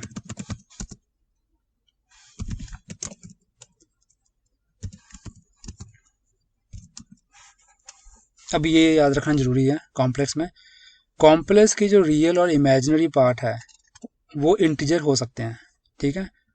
Real और इमेजिनरी पार्ट फ्लोट भी हो सकते हैं, ठीक है। रियल पार्ट सिर्फ रियल पार्ट बुलियन हो सकता है, ठीक है। इमेजिनरी पार्ट हम बुलियन नहीं यूज़ कर सकते हैं। और स्ट्रिंग जो है ना तो रियल पार्ट में यूज़ कर सकते हैं ना ही इमेजिनरी पार्ट में यूज़ कर सकते हैं। इसका एग्जांपल देख लें। सो 2 प्लस 3j, रियल पार्ट जो है इंटीजर है, इमेजिनरी पार्ट वो भी इंटीजर है, ठीक है। 2.3 प्लस 3.4j। अब रियल पार्ट इसमें फ्लोट है, इमेजिनरी फ्लोट है, ठीक है। अब मैं यूज़ कर रहा हूँ real part as a boolean, ठीक है। तो रियल पार्ट जो है हम बुलियन यूज़ कर सकते हैं, ठीक है। अब हम ट्राई करते हैं इमेजिनरी पार्ट में बुलियन यूज़ करने का। फॉर एग्जांपल यहाँ ट्रू जे, तो एरर आ गया, ठीक है। तो इमेजिनरी जो पार्ट है सेकंड वाला पार्ट जे के साथ जो है वहाँ पे हम बुलियन कभी नहीं यूज़ कर सकते हैं, ठीक है। सिर्फ रियल पार्ट पे हम यूज़ कर सकते हैं बुलियन। और बात आती है स्ट्रिंग की। फॉर एग्जांपल मैं स्ट्रिंग यूज़ करूँ 3 प्लस 3j, ठीक है। तो ना ही रियल पार्ट में स्ट्रिंग आता है ना ही इमेजिनरी पार्ट में, ठीक है। फॉर एग्जांपल अगर मैं करूँ 2 प्लस स्ट्रिंग 2 3 4 j, ठीक है ना, तो एरर आ गया। ठीक है, तो रियल पार्ट और imaginary part can be integer, it can be float. ठीक है, रियल पार्ट हम बुलियन यूज़ कर सकते हैं, इमेजिनरी पार्ट बुलियन कभी नहीं होता, और रियल और इमेजिनरी पार्ट में हम स्ट्रिंग कभी नहीं यूज़ कर सकते कॉम्प्लेक्स में। ठीक है, तो ये तो अपना हो गया कॉम्प्लेक्स। फिर आता है स्ट्रिंग। स्ट्रिंग जो है काफ़ी लंबा टॉपिक है, कॉम्प्लेक्स है। तो स्ट्रिंग को करने के पहले हम एक और कॉन्सेप्ट चेक कर लेते हैं इसमें। ठीक है, अब फ्लोट की वैल्यू जो है, अब इंट जो है एक फंक्शन है। ठीक है, अब इस फंक्शन के जरिए हम फ्लोट की वैल्यू को इंटीजर में कन्वर्ट कर सकते हैं, बुलियन की वैल्यू भी हम इंटीजर में कन्वर्ट कर सकते हैं। स्ट्रिंग की वैल्यू हम, अब कोई भी जो वैल्यू है सिंगल अगर डबल कोट के बीच में हम लिखते हैं वो स्ट्रिंग हो गई। ठीक है, स्ट्रिंग की वैल्यू भी हम इंटीजर में कन्वर्ट कर सकते हैं अगर वो वैल्यू जो कि सिंगल या डबल कोट में इंटीजर की वैल्यू हो। ठीक है ना, तो हम उसको इंटीजर में कन्वर्ट कर सकते हैं। कॉम्प्लेक्स की वैल्यू जो है इंटीजर में हम कन्वर्ट नहीं कर सकते हैं। ठीक है ना, एग्जाम्पल देख लेते हैं।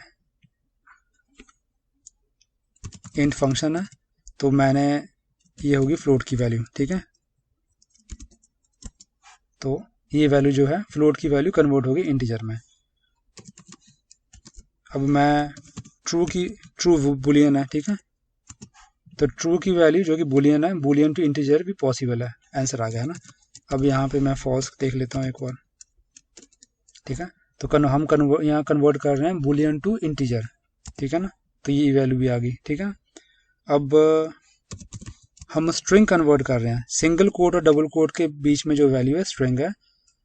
स्ट्रिंग की वैल्यू हम इंटीजर में कन्वर्ट कर सकते हैं अगर वो वैल्यू इंटीजर के फॉर्म में स्टोर है। फॉर एग्जांपल मैं कहूँ कि अगर वो जैसे कि 1 2 3 या कोई भी नंबर है, ठीक है ना, स्ट्रिंग फॉर्मेट में, तो ये वैल्यू इंटीजर में कन्वर्ट हो सकती है इस तरीके से। ठीक है, यहीं पे अगर मैं स्ट्रिंग लूँ बिना इंटीजर के, फॉर एग्जांपल मैंने कोई स्ट्रिंग लेता हूँ यहाँ पे हेलो। ठीक है ना, अब हेलो भी एक स्ट्रिंग है, अगर मैं इसको कन्वर्ट करूँ तो यहाँ एरर आ जाएगा। ठीक है ना, स्ट्रिंग टू इंटीजर पॉसिबल है अगर वो value with in single quote और डबल कोट में इंटीजर के फॉर्म में है, इस तरीके से। ठीक है ना, अगर हम कॉम्प्लेक्स की ट्राई करें तो भी पॉसिबल नहीं है। 3j, तो ये कॉम्प्लेक्स की वैल्यू है, सो कॉम्प्लेक्स टू इंटीजर नहीं पॉसिबल। ठीक है, so float can be converted to integer, boolean can be converted to integer, string can be converted if it is of integer type and complex cannot be converted into integer। ठीक है, अब आते हैं float पे। ठीक है, integer की value हम कन्वर्ट कर सकते हैं फ्लोट में, बुलियन की भी कर सकते हैं, स्ट्रिंग की हम कर सकते हैं अगर वो स्ट्रिंग जो है या तो इंटीजर फॉर्मेट में है या फ्लोट में है। कॉम्प्लेक्स की वैल्यू हम कन्वर्ट नहीं कर सकते हैं। तो पहले देखते हैं इंटीजर टू फ्लोट। ठीक है, कन्वर्ट होगी, तो इंटीजर टू फ्लोट कन्वर्ट होगी। फिर देखते हैं बुलियन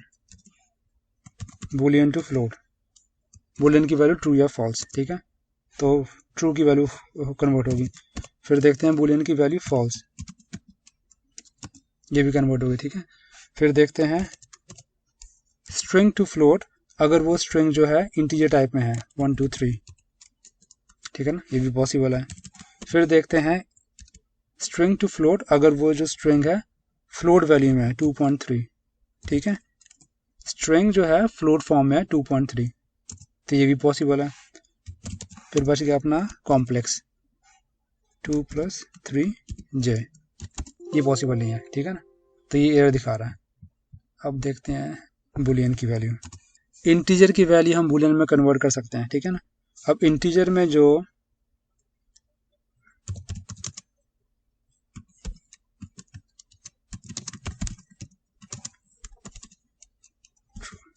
ठीक है, अगर तो वो इंटीजर की वैल्यू 0 है तो उसका जो रिजल्ट है बुलियन में आएगा फॉल्स आएगा। अगर वो नॉन ज़ीरो है तो वो हमेशा ट्रू आएगा। ठीक है, सो इंटीजर जो है हम बुलियन में कन्वर्ट कर सकते हैं। Same thing goes for float. ठीक है ना, तो फ्लोट की वैल्यू भी जो है हम बुलियन में कन्वर्ट कर सकते हैं। अब फ्लोट में भी सेम कॉन्सेप्ट आएगा इंटीजर वाला। अगर तो वो वैल्यू 0.0 है, अगर तो वो वैल्यू 0.0 है, इज ऑलवेज फॉल्स।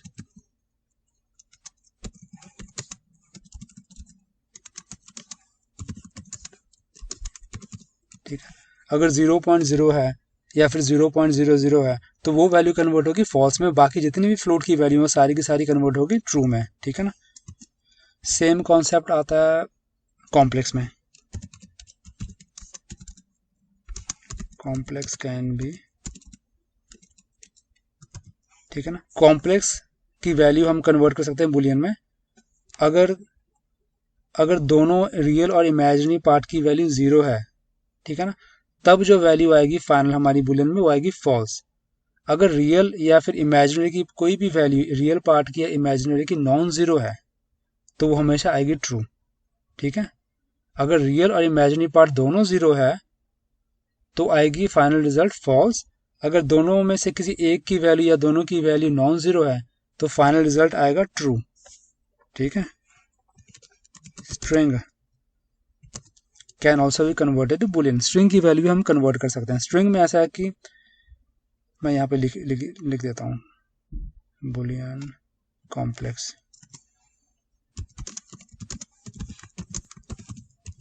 ठीक है, अगर रियल और इमेजिनरी पार्ट की 0 है वैल्यू कॉम्प्लेक्स में तो फाइनल रिजल्ट आएगा फॉल्स, अदरवाइज उसको छोड़ के हमेशा ट्रू आएगा।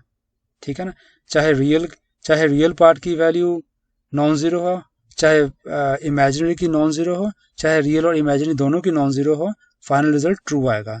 फाइनल रिजल्ट फॉल्स सिर्फ उस समय आएगा जब दोनों रियल और इमेजिनरी की वैल्यू 0 हो। ठीक है, स्ट्रिंग में अगर तो एम्प्टी स्ट्रिंग है तो वैल्यू फॉल्स आएगी, अगर नॉन एम्प्टी है तो वैल्यू ट्रू आएगी। अब एम्प्टी स्ट्रिंग में अगर मैं सिंगल कोड करके स्पेस यहाँ पे प्रेस करता हूँ, ठीक है ना, और फिर इसको मैं क्लोज करता हूँ तो ये जो है दिस इज स्पेस जो है वो एक कैरेक्टर है तो उसकी वैल्यू 0, उसकी वैल्यू वो एम्प्टी में काउंट नहीं होता है तो उसकी वैल्यू ट्रू आएगी। This is space and this value is true. ठीक है ना, तो अगर मैं स्पेस प्रेस करता हूँ तो वो एम्प्टी नहीं है तो उसकी वैल्यू ट्रू आएगी। एम्प्टी होगी अगर मैं सिंगल कोट ओपन किया और फिर मैंने सिंगल कोट को क्लोज कर दिया तो ये होगी एम्प्टी वैल्यू, इसकी वैल्यू हमेशा फॉल्स आएगी। ठीक है, तो ये भी हम चेक कर लेते हैं। बुल पहले तो इंटीजर देखते हैं 1 2 3। ठीक है, ये आ गया ट्रू। कोई भी इंटीजर हो अगर नॉन जीरो है तो ट्रू आएगा, अगर जीरो आता है ये हम लिखें यहाँ पे तो इसकी जो फाइनल वैल्यू है वो फॉल्स आएगी। ठीक है, तो यहाँ हम कन्वर्ट कर रहे हैं इंटीजर टू बुलियन। ठीक है, अब हम कन्वर्ट करते हैं फ्लोट टू बुलियन 2.3, इसकी वैल्यू ट्रू। ठीक है, फिर से करते हैं फ्लोट टू बुलियन, अगर तो यहाँ पे 0 है तो आएगी फॉल्स, अदरवाइज ट्रू। अगर 0.000 है, ठीक है, तो वैल्यू आएगी फॉल्स। अगर 0 है तो फॉल्स आएगी, अदरवाइज ट्रू आएगी। ठीक है, अब इंटीजर हो गया, फ्लोट हो गया। अब देखते हैं कॉम्प्लेक्स बुलियन कॉम्प्लेक्स। ये हो गया रियल पार्ट, ये हो गया इमेजिनरी पार्ट। ठीक है, तो इसकी वैल्यू आएगी ट्रू। फिर से देखते हैं रियल पार्ट 0, यहाँ इमेजिनरी पार्ट की वैल्यू जो है 0 है, इसकी वैल्यू भी ट्रू आएगी। ठीक है, फिर से देखते हैं, अब रियल पार्ट को रखते हैं 0। ठीक है, अब यहाँ रियल पार्ट की वैल्यू 0 पर इमेजिनरी जो है नॉन जीरो, तो इसकी वैल्यू भी आएगी ट्रू। ठीक है, सिर्फ एंड सिर्फ कॉम्प्लेक्स की वैल्यू फाइनल जो रिजल्ट फॉल्स आएगा अगर दोनों रियल पार्ट और इमेजिनरी पार्ट अगर दोनों 0 हैं। ठीक है, इस तरीके से, तो ये आ गया फॉल्स। अब बुलियन स्ट्रिंग देख लेते हैं, कोई भी स्ट्रिंग आप टाइप करो यहाँ पे ट्रू आएगा। ठीक है, बुलियन हेलो ट्रू आएगा। ठीक है, बुलियन सिंगल कोट, अब मैं यहाँ स्पेस टाइप कर रहा हूँ। ठीक है, फिर सिंगल कोट, इसकी वैल्यू भी ट्रू आएगी। फॉल्स आएगी अगर मैं सिंगल कोट ओपन फिर सिंगल कोट क्लोज कर दूँ, ये एम्प्टी स्ट्रिंग है, इसकी वैल्यू सिर्फ आएगी फॉल्स, अदरवाइज ट्रू आएगी। ठीक है, अब अपना रह गया स्ट्रिंग। स्ट्रिंग में all the values can be converted, इसमें कोई रोक टोक नहीं है। तो स्ट्रिंग में जितनी भी वैल्यू, चाहे इंटीजर है, चाहे फ्लोट है, कॉम्प्लेक्स है, ऑल द वैल्यूज वो स्ट्रिंग में कन्वर्ट हो जाएगी, इसमें कोई इशू नहीं है। ठीक है, फॉर एग्जांपल अगर मैं करूँ स्ट्रिंग इंटीजर वैल्यू करूँ 1 2 3 कन्वर्ट, ठीक है, str फ्लोट की वैल्यू करूँ 3.4, ये भी कन्वर्ट, str बुलियन की वैल्यू करूँ ट्रू या फॉल्स, str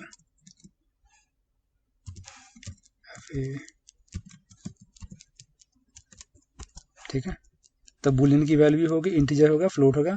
अब रह गया कॉम्प्लेक्स, कॉम्प्लेक्स की अगर हम वैल्यू डालें 2 + 3j, ठीक है ना, तो ये भी होगा कन्वर्ट। ठीक है, तो स्ट्रिंग में कोई इशू नहीं है, जो भी वैल्यू है उसको वो कन्वर्ट कर देगा स्ट्रिंग में।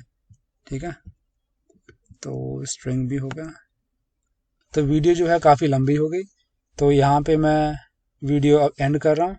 तो भाई अगर इस वीडियो से आपको कुछ सीखने को मिला तो प्लीज़ लाइक करना, सब्सक्राइब करना और प्लीज़ मेरी वीडियो को शेयर करना। ठीक है, अब बाकी का जो डेटा टाइप है वो हम देखेंगे अगली वीडियो में। Thank you very much.